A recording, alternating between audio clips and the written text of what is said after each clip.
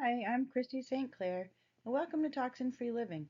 If you're navigating perimenopause or menopause and wondering why your body feels so different lately, you're in the right place. Each week I share simple, natural ways to support your body through this season without overwhelm. Let's talk about libido and why desire changes during menopause. A changing libido is one of the most normal and least talked about parts of menopause. Hormones influence blood flow, sensitivity, mood, and emotional openness. When they shift, desire often shifts too. The more pressure we feel to perform, the more the nervous system shuts intimacy down. Desire usually returns through safety, not effort.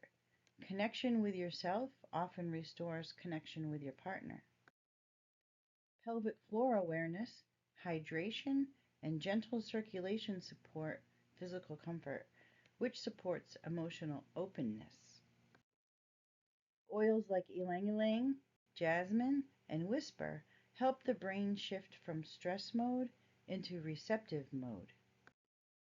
When the nervous system feels calm and safe, the body becomes responsive again. Adaptive supports emotional regulation and relaxation. Intimacy is emotional closeness first. Physical desire often follows connection, not the other way around. You're not broken, you're changing, and connection can evolve beautifully. Hit the bell to subscribe, download the free guide below, and join the Bloom Beyond Menopause newsletter. You don't have to navigate this season alone. See you next week.